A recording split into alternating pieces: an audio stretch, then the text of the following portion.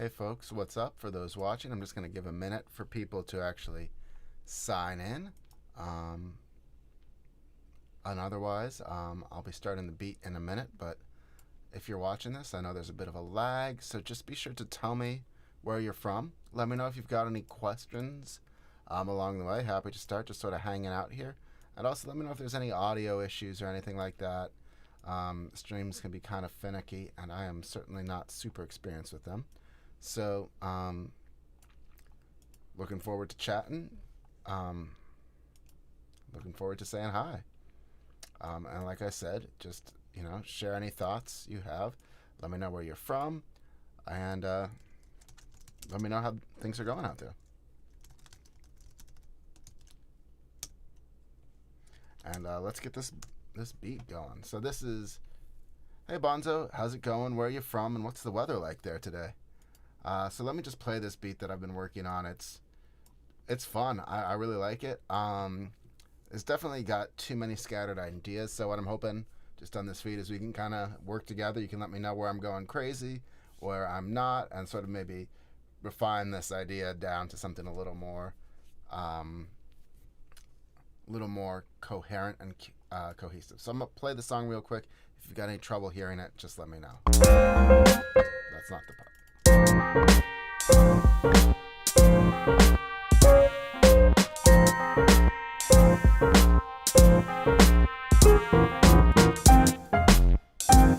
So this is the chord idea, which is great. But where it goes from here, it's the real question.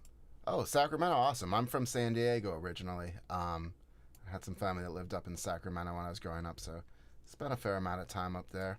Although it's been a very long time since I've been back there.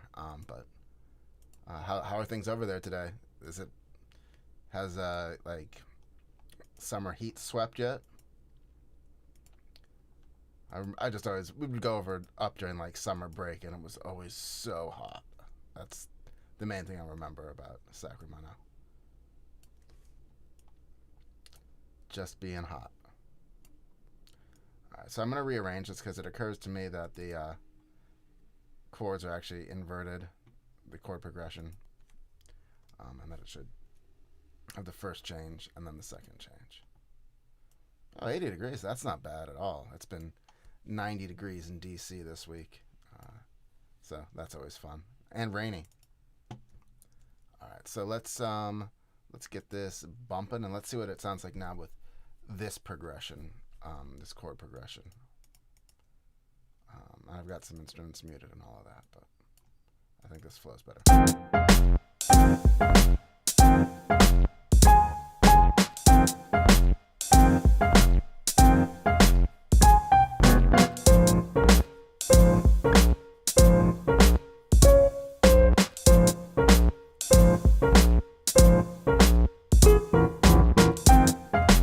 So yeah, that's the better arrangement for it.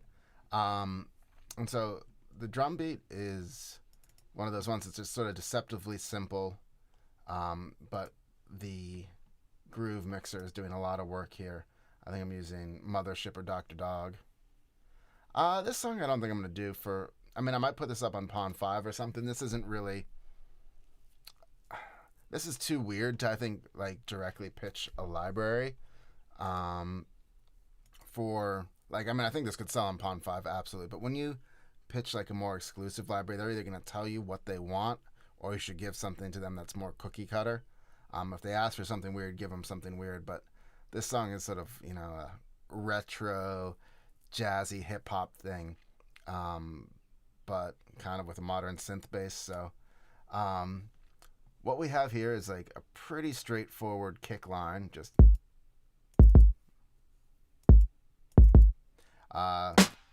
pretty simple hats mostly. Snare on the backbeat. The hi-hat is a little interesting because it picks up this beat right here before the second bar. Kabasa just sort of for consistent rhythm, and then some ride also kind of on the backbeat. But like I said, the main thing that's doing a lot of work here is using the groove pattern. So I'll show you what it sounds like on and off. This is with the groove.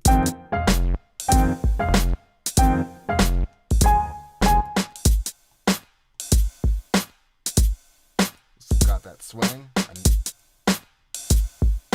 without. You hear how lifeless that is?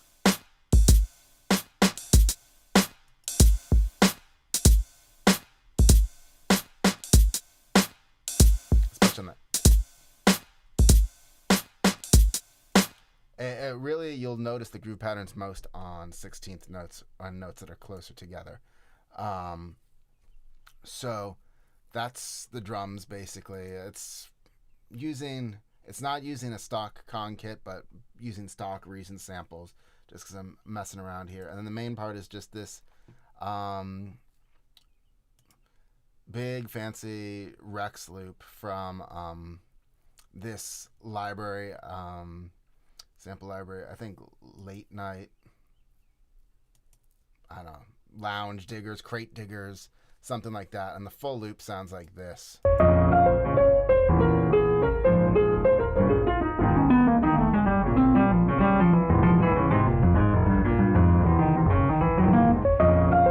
Oh, I've also got it transposed a bunch. So this is what it would sound like originally.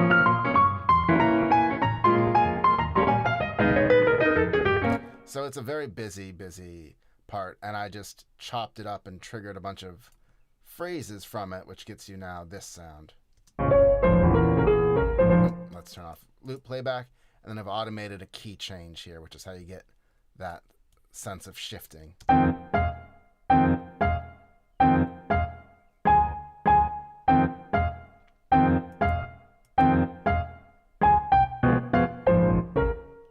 that was the key change.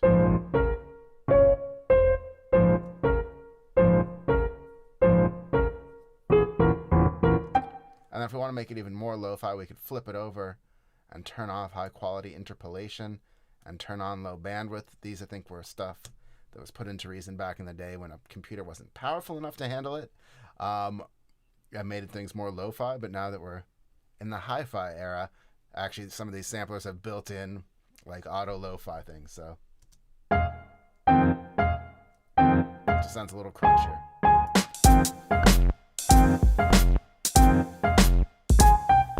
Thanks, not the swing. Yeah, I dig it. If you've got any questions along the way, feel free to bring them in, either about what I'm doing or about music licensing or anything. Happy to help. The bass is like a pretty simple, almost 808 style, custom built patch. It's not the Bara Bara bass. I just didn't reset it, but it's just a simple sine with some scream doing a lot of work. So without the scream, the bass is like, you can't even hear it. It's so low, and I've got nice speakers. But with the scream, and that's just what I was looking for there. I alternated between going for the synth bass though and an upright bass, playing the same line, because I like the contrast of the syncopation with the bass lines, but I don't know if the regular sound of the synth sound is better.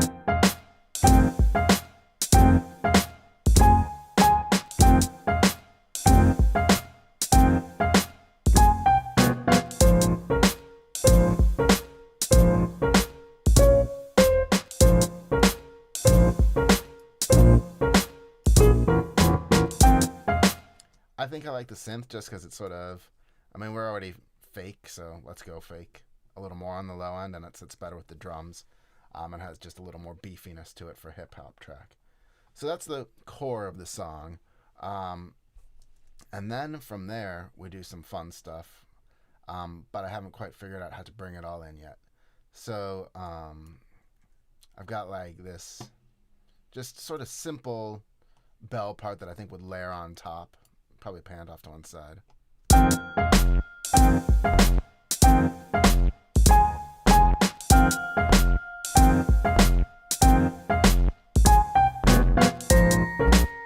This is just gonna be a simple thing underneath. But little things like this that can have a lot of drop, and I think I lost one of the octaves here. If you drop some reverb or delay on it, if I were to put like an echo on this, you could get some really cool kind of lush organic sounding things. Just a little more subtlety. Rio, that's one of the places I've most wanted to visit in the world. How are things going on down there? It seems like it's been a little crazy lately with COVID and everything, Claudio, but hope all is well. So with just a little warm echo and a little wobble.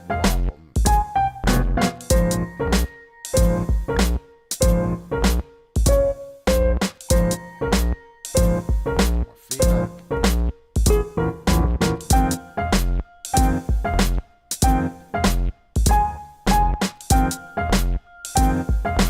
There we go. And I would probably, on a lot of this stuff, I'm going to probably consider putting a side chain so that it all pumps in time, either probably to the kick drum, but this is a track where I might actually see side chaining everything to the bass because it's sort of got this weird syncopation that makes it fun. So that's just like a simple layer of bells, and then let's go to these trumpets here, which I don't know how I feel about them, and they need a lot of processing, whatever I do. I should probably use a different sample library other than the NNXT. It doesn't really do these real instruments very well. These are like, it's like a 20-year-old sampler or something, and sample packs. It doesn't have the advanced features of some of the other ones I have, especially for things that are supposed to be organic like that. But I think there is actually something kind of cool about this vibe. I just haven't fully dialed it in. And I've also added a vinyl plugin free from Ozone or Isotope. It's really good, and just the sweeper. So.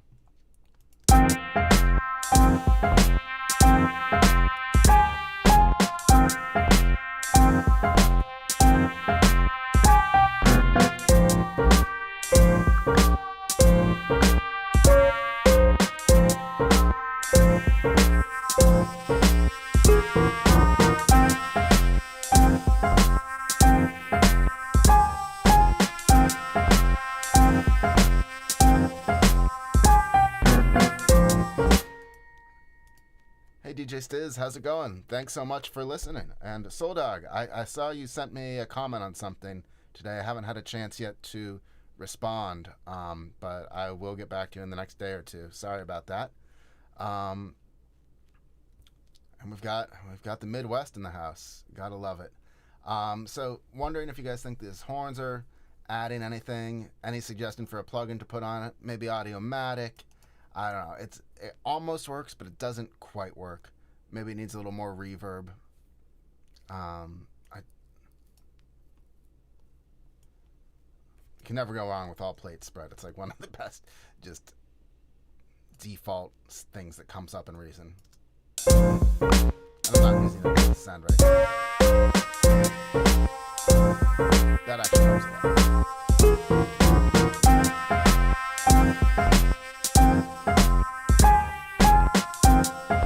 And I'll try putting it at the beginning of the signal chain because presumably it would have been on the recorded trumpet already. Kind of trying to think back about what I would be sampling in this situation.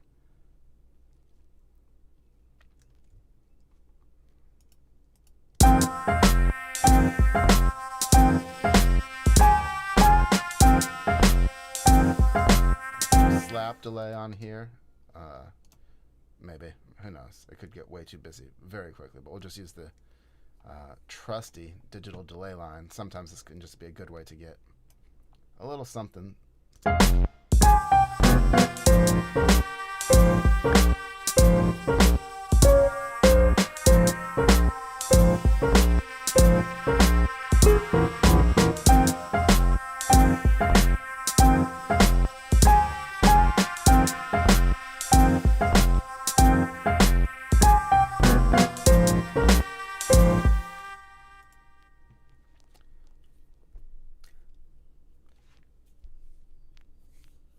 Yeah, I am cautiously optimistic about 12.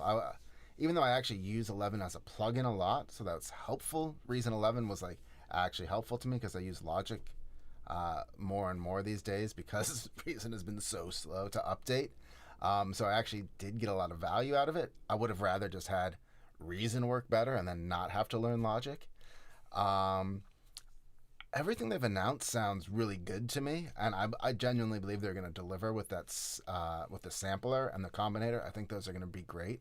I don't know anything more than you guys, but I think a lot of the new stuff they've done has been really, really top notch. But there are some, Reason's getting old, and it needs some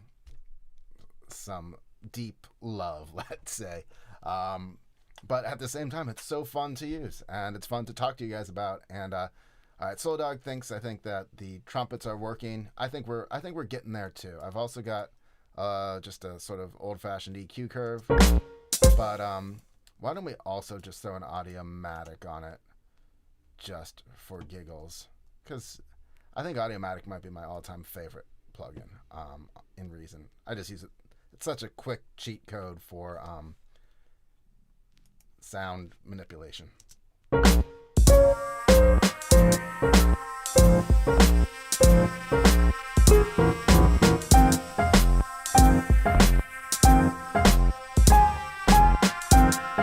That could be it there. The only thing I don't like about Audiomatic is vinyl, which I think is terrible because it's a decent vinyl emulation, but you can't turn off the cracks.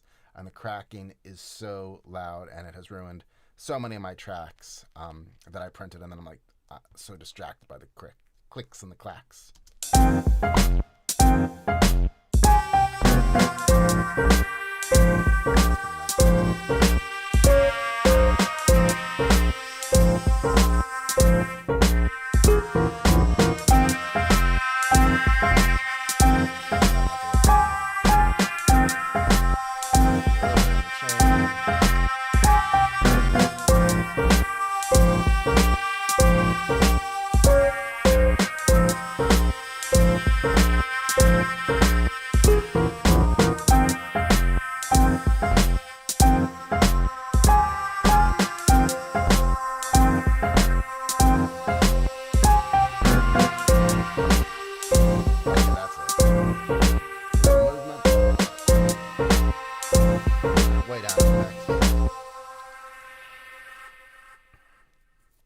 Hey Jay, how's it going?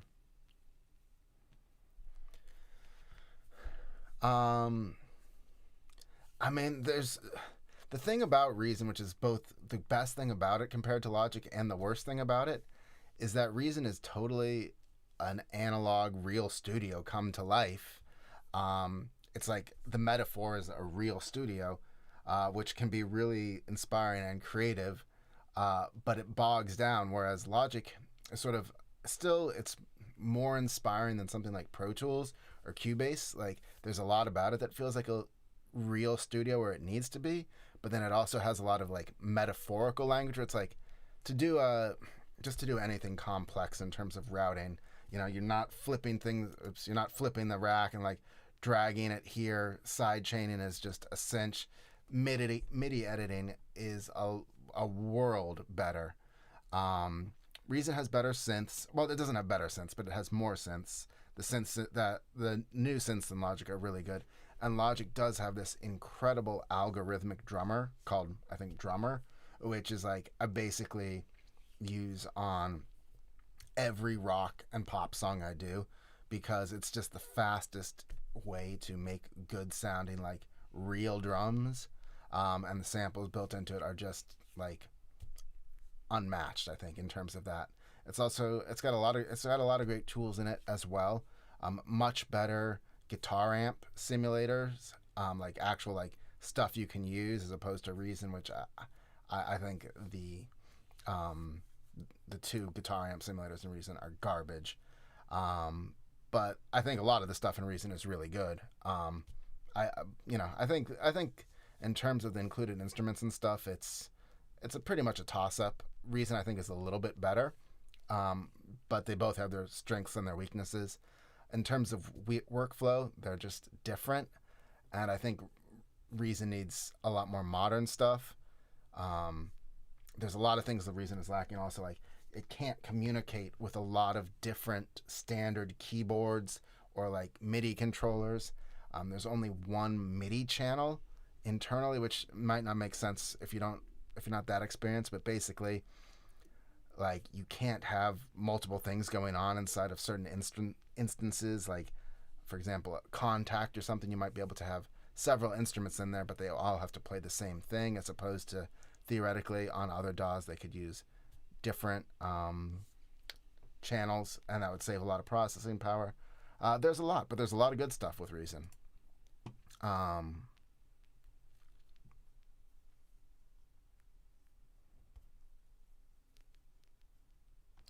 DJ Stiz, you are so right.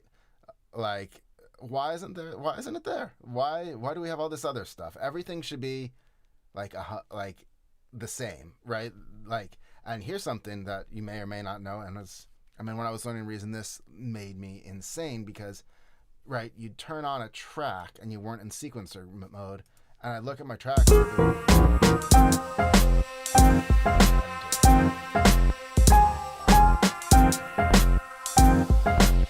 so I'll look at my track and I'm not in sequencer mode, and I'm looking and I'm like, why can't I hear the trumpets? They're not muted. Let me solo. Where do they go? And that the buttons on Reason sequencer are not synced up. The mute and solo button are not the same mute and solo button that are on the rack and on the mixer.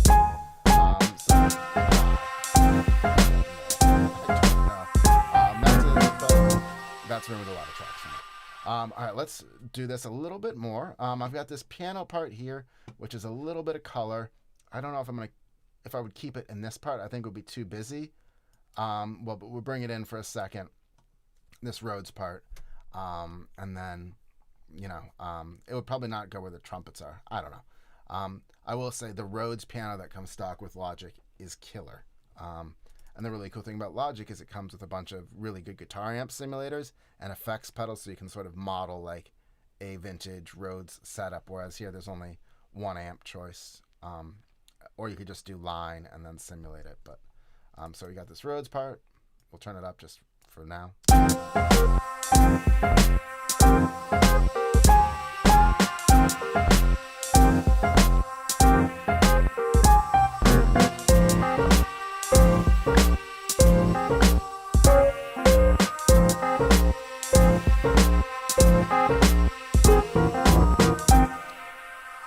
Thanks, yeah, Soul Dog. I always have that that problem of talking while the music's playing. I'm sorry about that, and thank you for reminding me. I will definitely be better about that.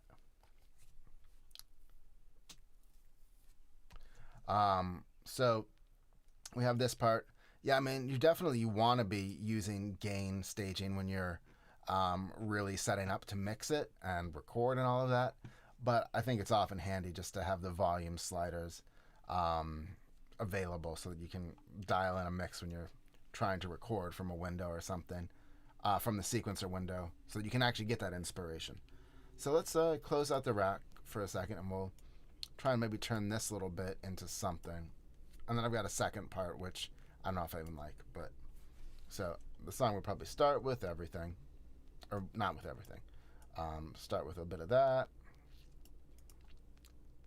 Introduce the bells and the but not the trumpets. Trumpets would come after this part here. You all would come along for the ride, and then maybe we'll try this breakdown. With this breakdown, though, basically I need to change a lot of it's the same instruments, but they need a different basically instance, or I could automate everything. But what I've seen a lot of the pros do, and it makes a lot of sense, is just if you've got the processing power and you want to have separate settings on the same instrument, just create a new track and dial it in there, and that way you just have way more control and mind space over it, because it can be just a lot to think about.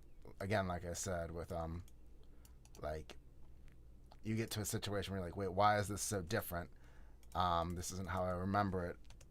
And So it just is easier to be like, oh, chorus bass. I see why. Okay, so we'll copy this over here.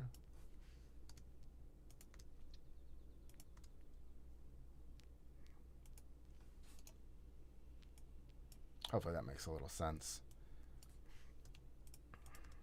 So now let's set the piano to this part, which is going to sound nuts, but I think it's going to work. I don't really know.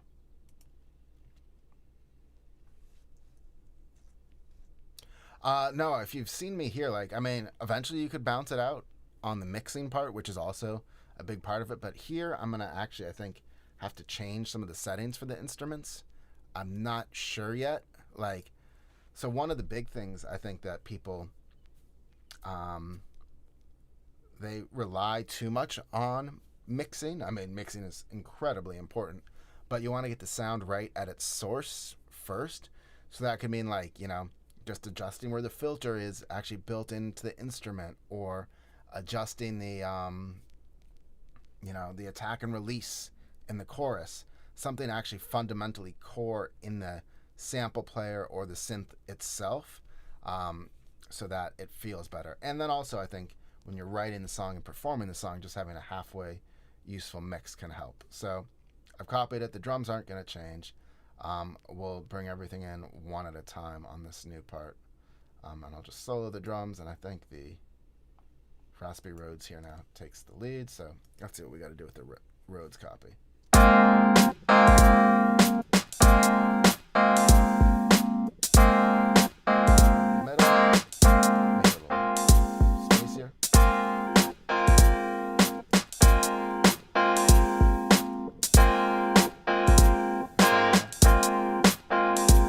Sorry, I was talking while playing.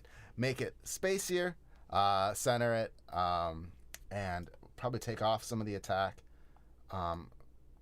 so that it's going to be calmer, but yeah, we'll see. A little more chorus here. So the contrast would be something like this.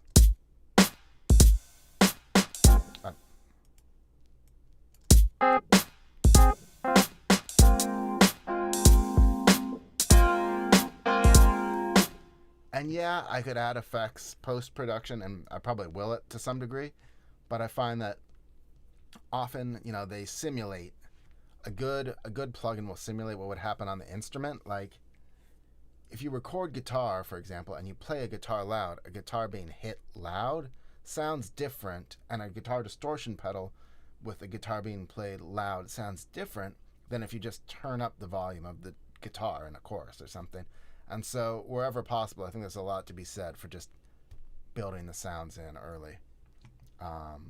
So, maybe a little more tremolo. We'll see how this all sounds once we bring things to get more things in. And now this circle bell is pretty busy. It might not actually be the same instrument for here.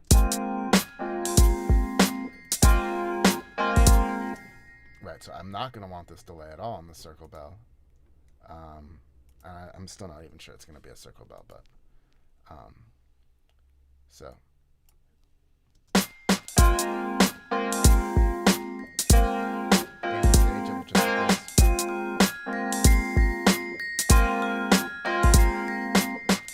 So that has to come through, and we'll probably do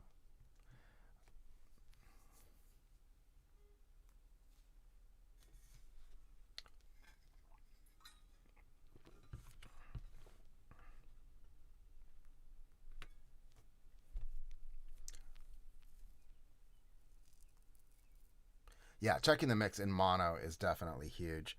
My audio card has like a button, so I just do it that way. But it also seems, and many DAWs just have a button you could push for it, and it seems like it wouldn't be that hard for them to do at the DAW level. But it's not a game. I mean, that's not a deal breaker to me at all. It's a little thing that would be nice, but there's a workaround. The thing about Reason is there's a workaround to everything, but sometimes you just want to do the thing instead of have to figure out a cool way of solving the problem, which is also fun. But so let's see what a quartet is going to do here.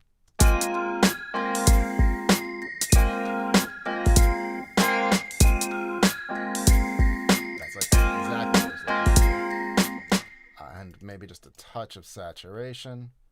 I don't know if this is an Audiomatic or a Thor. We'll start with Audiomatic tape setting.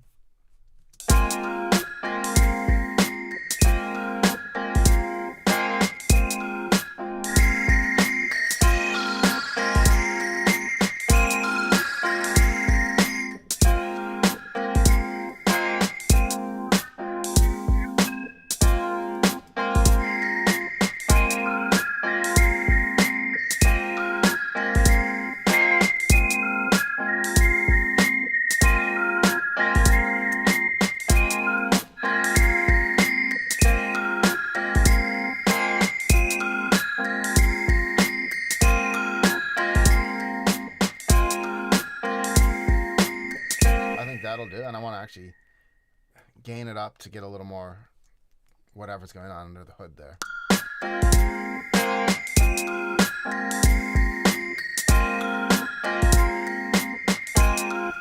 All right, I will turn the mic volume up. Thank you so much for letting me know. All right, this will hopefully is not too hot. Thanks for stopping by. Have a good one. So we've brought in the bells, and now we've got the bass, which I think needs to go way down here probably.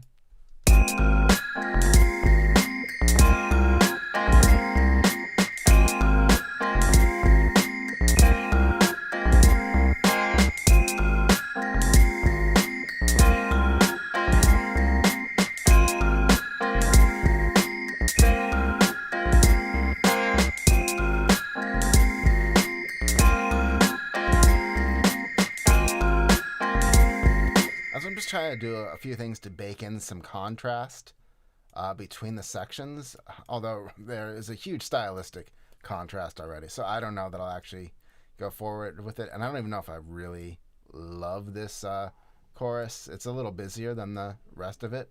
I'm also going to lower the attack of the bass because it just hits a little too hard here. But let's just see how this transition sounds.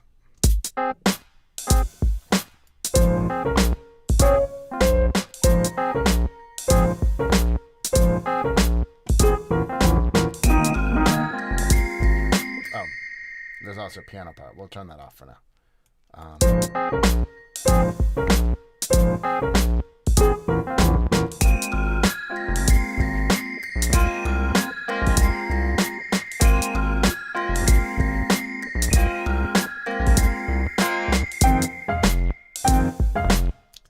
It works on the way back, but it doesn't necessarily work on the way in, which is a sign that you probably need to do more work arranging this.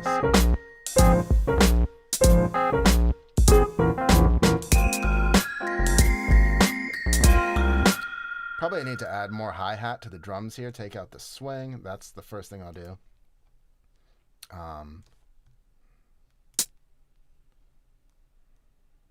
Oops, sorry. So it should be, I think it should probably be, well, at least double it up and see what that does. Now, let's see. Yeah, I won't probably even just add a lot more. And then be sure to always, part of the reason there's so much swing on this is because I'm automating a lot of the volume for the hits, which just makes things groove better. It's more natural, but it also really does help the sound. So yeah.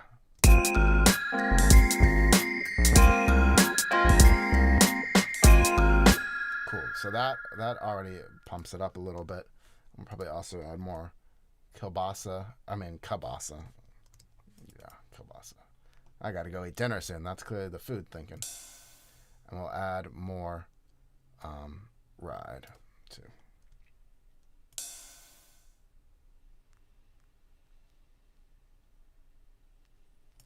Let's see.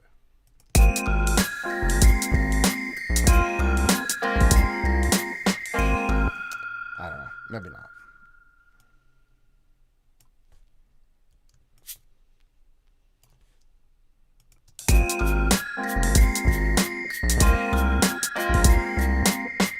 No, definitely not that.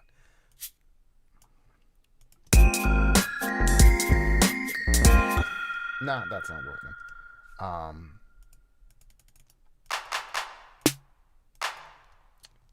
So maybe we'll double up some claps just to make things pop. That's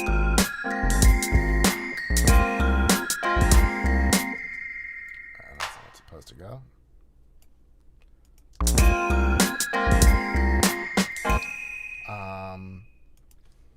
So that'll pretty much get us there for today, and then I'm gonna wrap up in a few minutes. But if you have any questions before then, please feel free to just leave them in the comments so I can respond to you before then. I also wanted to let you know on Wednesday night I'm having a free live mastering workshop that you should totally attend. I will have much more of a plan about what I'm teaching there, as opposed to this, which is just sort of me screwing around, but having a lot of fun with you guys. So hope to see you there. Let's just see how this comes out of the chorus, and we'll see if you have any more questions before then.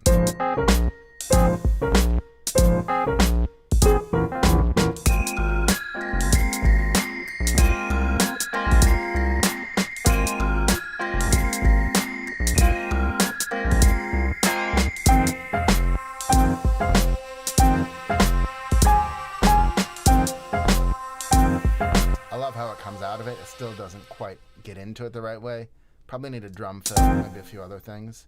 We'll turn the loop on. I have this one other part here that I didn't.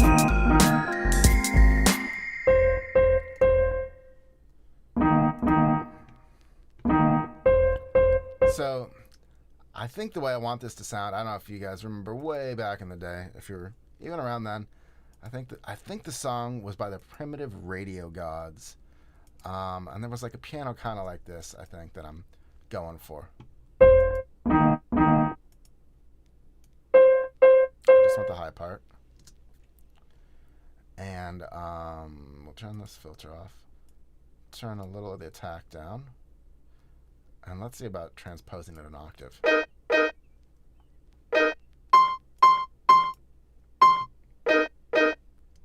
Okay, that could be part of the way there. Then we want to lusherize this with a little bit of reverb. By which I mean probably quite a bit of reverb. And normally, I would, like I said, I think I said this before, I would probably use sends, but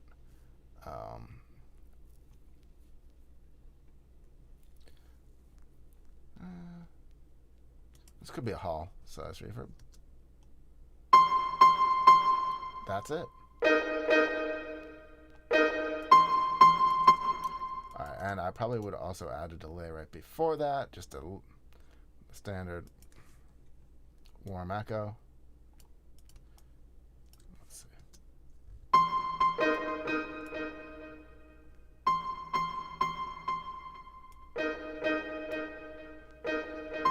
That's right.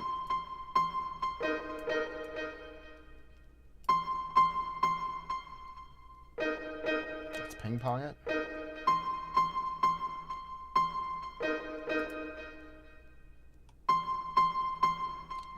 Fusion. All right, let's see what that sounds like in the mix before we sign off.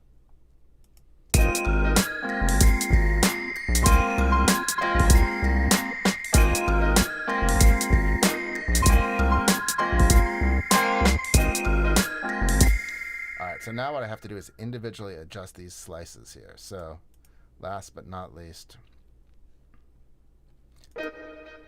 this slice here in Dr. Rex, I got to turn up the volume so that they're kind of relative to each other. And actually, maybe I turn the pitch of everything down and turn the pitch of that one up so that they're sort of in the same octave. Ooh. Plus 12. No, plus 12.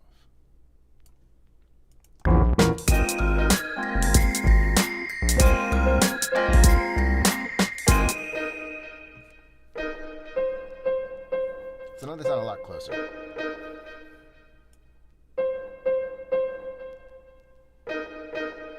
So yeah, I think that's a pretty good day's work. I'll turn the volume of this one down a little bit. And I might also pan one to one side a bit and the other to the other side, just to kind of create a cooler effect.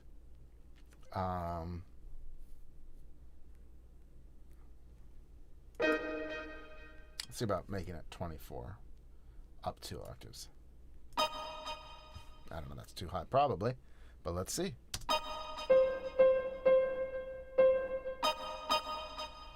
Yeah. That's chipmunk territory. Okay, so in the context now.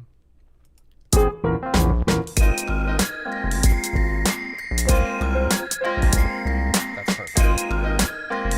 We'll also adjust the envelope just so it lasts a little longer.